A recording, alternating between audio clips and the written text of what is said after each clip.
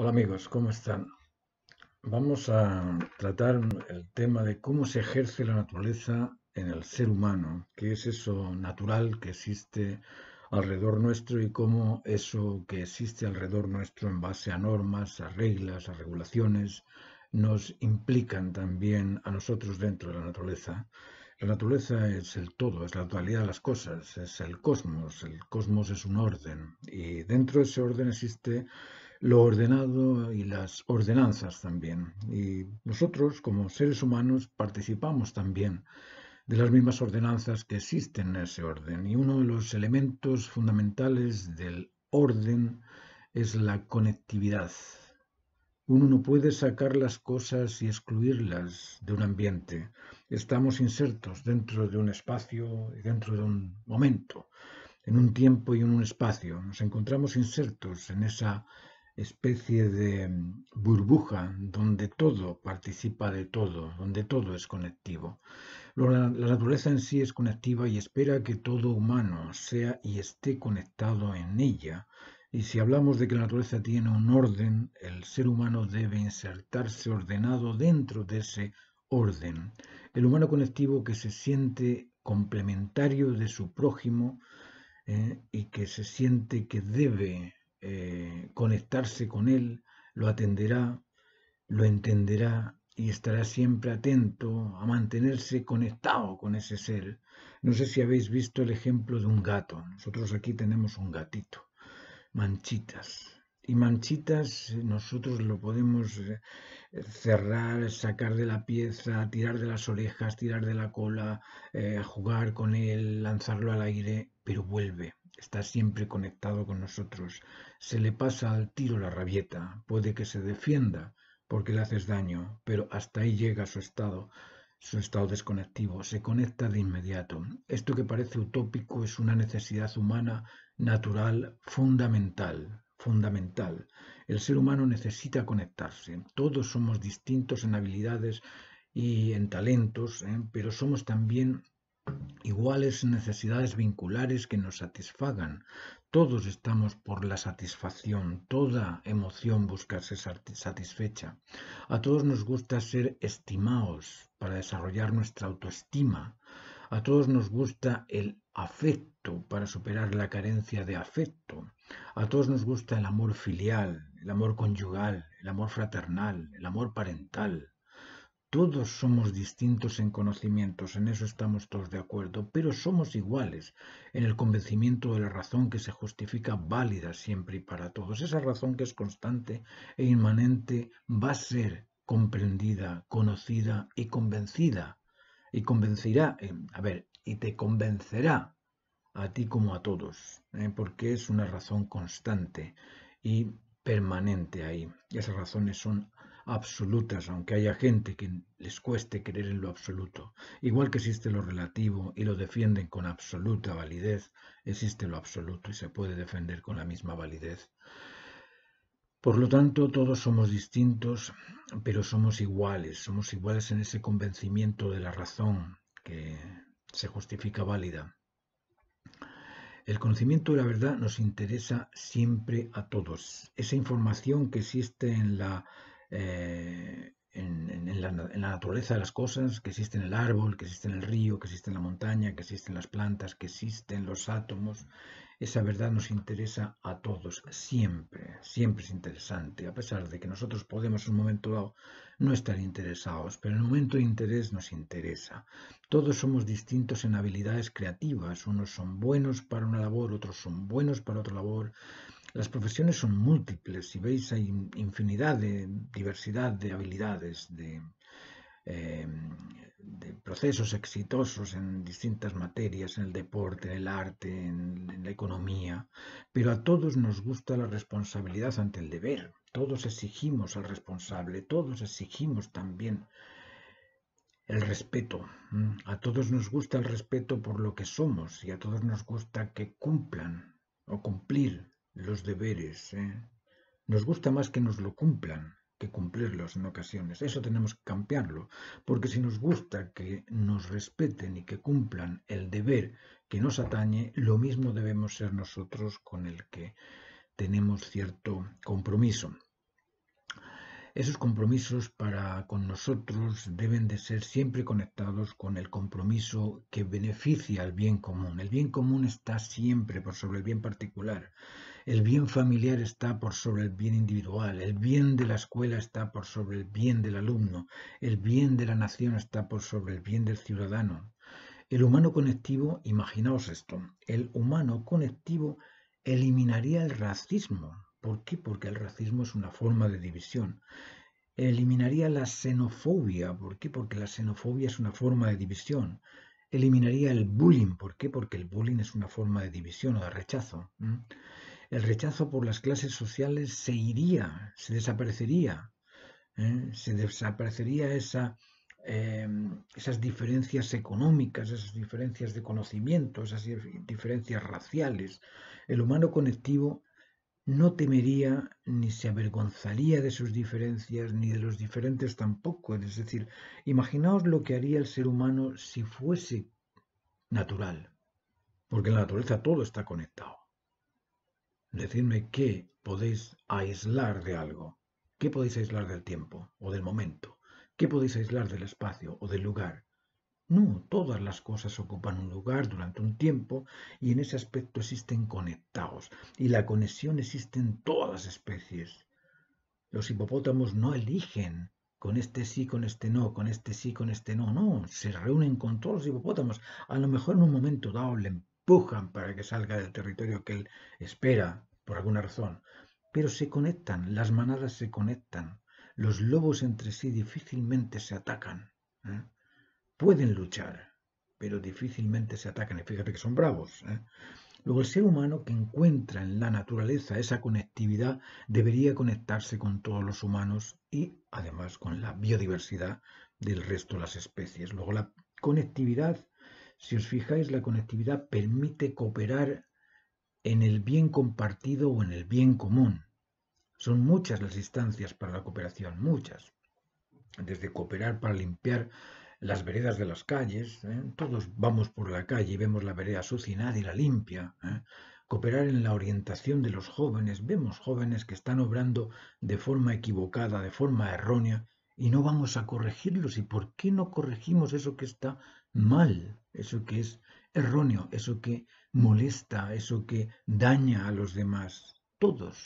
Todos deberíamos corregirlos y no esperar a que el policía, el carabinero, el militar, no, nosotros podemos decirle, oye, esas cosas no se hacen, eso no debes hacerlo porque perjudicas al resto.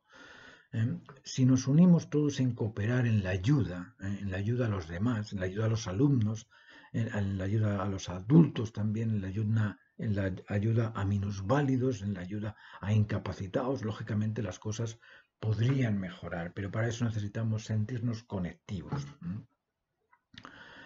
La naturaleza no solamente es conectiva, la naturaleza es dual. ¿Por qué se unen tiempo y espacio? ¿Por qué se une la tierra con el agua? ¿Por qué el agua con el aire con la tierra? ¿Por qué existen esas complementariedades? Porque la naturaleza es dual complementaria y la humanidad también es dual. Nosotros también tenemos una dualidad mente y cuerpo, una dualidad causa y consecuencia, padres e hijos, una dualidad marido y esposa, hombre y mujer. En la naturaleza existe todo en esa dupla.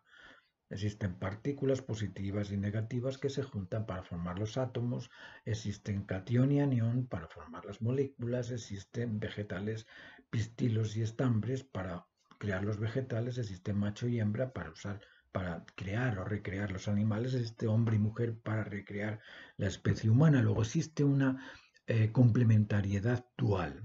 Si aceptamos y comprendemos que la naturaleza humana es dual complementaria, nos resultaría normal pensar que existen padres e hijos, maridos y esposas, grandes y chicos, fuertes y poderosos y débiles, jefes y empleados, que existen ricos y pobres, que existen inteligentes y torpes, etcétera, etcétera, y no estaríamos fanfarroneando frente al menor o fanfarroneando frente al inoperante o fanfarroneando frente al... No, porque lo encontraríamos normal que exista gente que sabe más o que sabe menos que nosotros y que no es uno por sobre el otro, no es que uno sea más o mayor o mejor.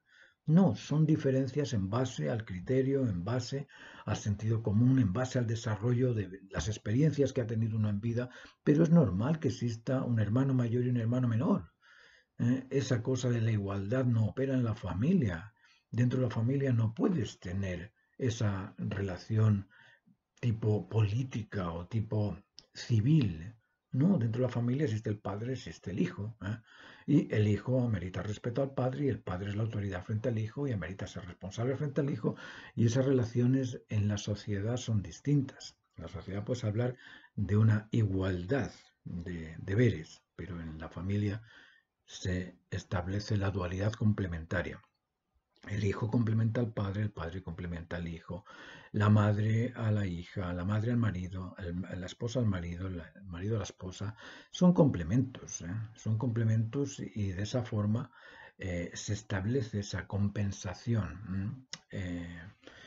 El comprender esto, comprender que las cosas son duales complementarias, eliminaría las luchas entre opuestos. Imaginaos que tenemos la tendencia a pensar que el diferente ya es un opuesto y como es opuesto debo rechazarlo. Y es diferente simplemente. Y no porque él sea rubio o yo sea moreno, voy a tener que rechazar porque es distinto a mí, no porque sea alto y yo sea bajo, voy a tener que andar envidiando su altura, ¿no? Son diferencias complementarias. El hecho de que él sea alto y yo sea bajo, el alto me ayuda a cambiar la ampolleta si es que lo tengo que cambiar, subir al tejado, cualquier cosa. Luego, la dualidad complementaria permite cumplir con tareas que son complementarias, que ayudan unas a las otras. Por eso que cuando uno lava los platos debería buscar el complemento del otro que los seca. Cuando uno expone un tema, el otro lo escucha y lo escucha con atención y en esa escucha se establece la comunicación. Luego la naturaleza es dual complementaria, ya lo hemos dicho, en los aspectos positivo, negativo, cation y anión, estambre y pistilo, macho y hembra. Y la naturaleza de las cosas en la familia o en las relaciones humanas, en la convivencia, debería comprenderse también esa dualidad complementaria para que así cuando alguien sabe algo no esté eh, jactándose por sobre el que no lo sabe o el que no lo sabe envidiando al que lo sabe. Eso no debe existir porque somos complementos. La naturaleza existe dominada por un centro conectivo. Esa conexión que os decía antes se debe a una fuerza gravitatoria, una fuerza de atracción, una fuerza que centra todo el universo en algún punto. Y ese centro conectivo se establece en la creación. Si comprendemos que ese centro conector se establece también entre los humanos y que ese centro conector entre humanos es la satisfacción, es el convencimiento mutuo, es la cooperación responsable, es la incondicionalidad frente al cumplimiento del deber. Si la especie humana se orientara en su comportamiento o en su convivencia, en perseguir y en lograr la plenitud, la confianza y el bienestar como centro de su actuar, el mundo sería un lugar habitable, un lugar satisfactorio, un lugar seguro y un lugar beneficioso donde todos y cada uno estaríamos satisfechos. El dominio sobre ese centro facilita captar lo más necesario. Facilita también el reconocer y descubrir la razón justa, lo más interesante, lo más apropiado, lo más ajustado. Facilita motivar y motivarse por el bien común, por lo más beneficioso, por aquello que a todos nos agrada. La naturaleza normalmente, y esto ocurre y lo vemos muchas veces en las manadas, lo vemos entre los animales que rechazan el desorden. La naturaleza rechaza aquello que no le vale. Un animal que va a comer una hoja, que se da cuenta de que es venenosa, porque es ácida, porque es repugnante, porque sea lo que sea, lo rechaza. En la naturaleza se rechaza ese desorden. Y si cada uno de nosotros comprendiera que estamos rechazando el desorden, podríamos tener otra actitud frente a ese desorden. Hay gente que piensa que los errores madura. Eso es una falacia increíble, porque el error no se aprende nada más que no se debe repetir. Eso es lo que se aprende del error. Pero si cada uno asimila que su deber es ordenarse y rechazar todo aquello ajeno al orden, resolveríamos el desorden ecológico, el desorden biológico, el desorden familiar, el desorden social, el desorden laboral, el desorden educativo, el desorden de la salud y del ecosistema. Habríamos evitado pandemias como la que estamos padeciendo. Rechazar el desorden, el defecto o los vicios facilitan la decencia, facilitan la integridad, facilitan el desarrollo de la identidad de cada uno. Otro aspecto que vemos en la naturaleza y que nos sorprende, a mí de hecho me sorprende, es que todas las cosas, aparentemente todas las cosas crecen, todas las cosas maduran, todas las cosas siguen un proceso de desarrollo. Comprender esto también modifica nuestra caracterización humana, porque si comprendemos que todo lo natural necesita un proceso en tiempo, un inicio, medio y término, y que todo crece, que nada surge perfecto, la vaca no nace ya dando leche, sino que nace como ternero, así como el caballo nace como potrillo, así como la gallina nace como una polla. Pues si todo lo natural crece, el hombre que comprenda esto evita la ansiedad por esperar que el inexperto reaccione como experto, esa sobreexpectación que se tiene frente a los demás, de por qué no lo hace con la rapidez que yo lo hago, por qué no limpia todo como yo lo limpio, por qué no terminó esto inmediatamente cuando esa persona tiene otro ritmo. Y si comprendo que todo lo natural crece, a lo mejor esa persona necesita crecer a otro ritmo de intensidad, a otra velocidad. Si todo debe desarrollarse durante un tiempo y es necesario superar la ansiedad para conseguirlo, nosotros, si sabemos eso, superaríamos la ansiedad y la angustia frente a aquellas personas que son más lentas o que están todavía sin desarrollar, están todavía sin madurar. Ser consciente de que todo toma su tiempo es un aspecto fundamental para la prudencia, para saber esperar, para no sobreexigir o sobreexigirse uno mismo. Habéis visto la cantidad de personas que son sobreexigentes y al final son invasivas porque llegan a forzarte en hacer aquello que todavía tú no comprendes o no puedes. Los procesos de desarrollo, esta caminata, este pulirse en tiempo que toma un proceso en inicio, medio y término, estas tres etapas, implica tiempo, implica recursos, implica facultades, implican también condiciones particulares de cada uno. Y eso el que lo comprende puede asumir frente al que todavía va lento en el camino, puede controlar su ansiedad o su angustia. En la naturaleza, cada particularidad cumple una finalidad específica. Esto es importante comprender que todo se origina en un gene y genera aquello contenido en ese gene. Es decir, la finalidad es específica en cada cosa creada, en cada cosa natural. Cuando el hombre crea el artificio y modifica los genes, lógicamente puede salir cualquier mutación, pero difícilmente la naturaleza muta porque sí. En ocasiones pasa, sí, pero es una excepción a la regla. La finalidad del ser humano es muy simple. Pero bueno, ¿cuál es la finalidad de la existencia del ser? Muy simple, ser feliz.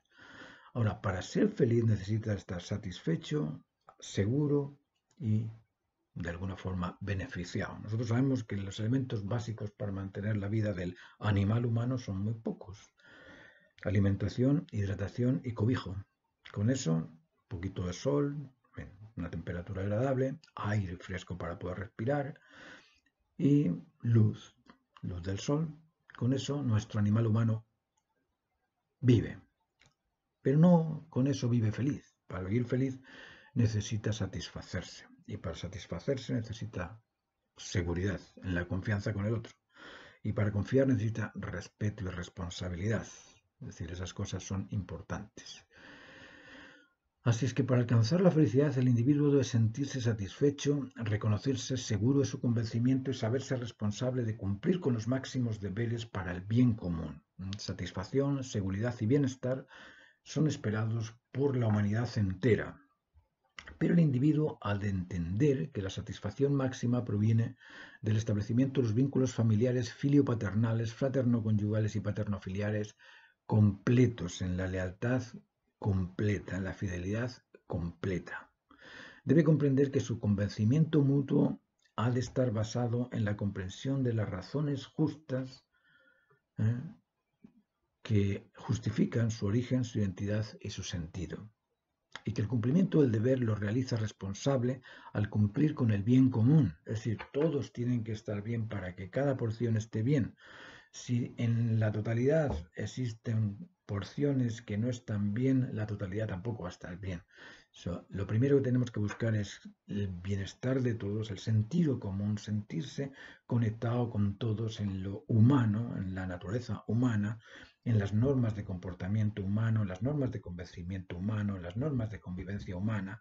Y en ese sentido común se establece el bienestar propio de la manada, propio de la especie humana, propio de la unidad cósmica.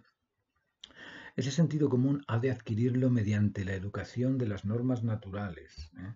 El ser humano es el único ser que debe educarse, y debe educarse por eso, porque tiene una responsabilidad. Y como tiene una responsabilidad que cumplir, debe saber qué debe hacer para cumplirla.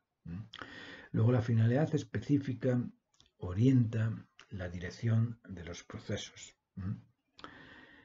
En las especies, el cumplimiento de la responsabilidad es automático, es por instinto. El instinto es como una maquinita que te protege, el instinto de protección, te protege de los errores, te protege del peligro, te protege del daño, del dolor, protege la vida mediante una actitud de ansiedad o de angustia para salirte, para correr, para huir, para defenderte.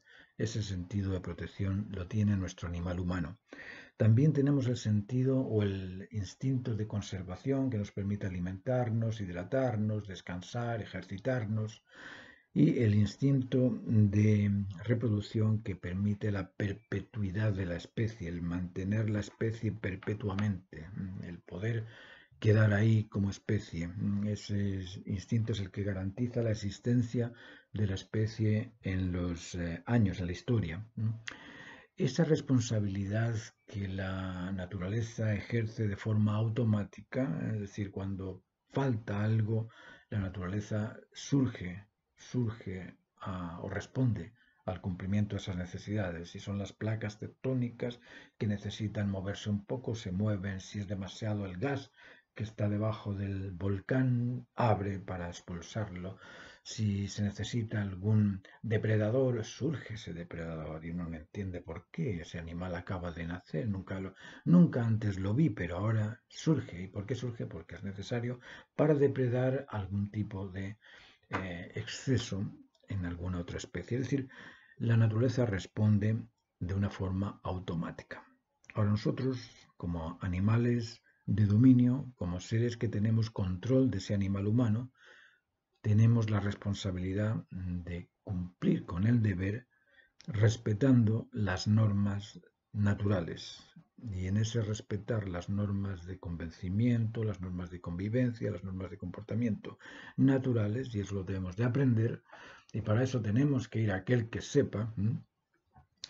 Y una vez que adquirimos las normas de comportamiento, atendiendo, entendiendo, estando atentos a las necesidades que surjan, una vez que sabemos cómo establecer una convivencia sana, seduciendo con afecto, persuadiendo con la verdad, motivando con el ejemplo de lo bien hecho, y una vez que podemos establecer ese convencimiento en base a la razón justa por deducción, por inducción, por demostración, de esa forma nos vamos haciendo cada vez más maduros, y en la medida que vamos madurando todos en conjunto, vamos también satisfaciendo a la especie, asegurando a la especie y beneficiando a la especie. Ese es el sentido que la naturaleza nos enseña, y para eso tenemos que estar presentes observando esas 7 leyes fundamentales de la naturaleza que os acabo de contar: conectividad, dualidad complementaria, dominio sobre el centro, el rechazo al desorden, el proceso de desarrollo en cada una de las especies, la finalidad específica de cada especie en particular, y la responsabilidad, el cumplimiento de esa responsabilidad global para poder establecer ese orden global también. Os dejo con esta inquietud, con este vídeo. Espero que os haya interesado y como os digo, si queréis seguirme en YouTube, os suscribís si queréis tener clases de orientación en la Fundación CEUN.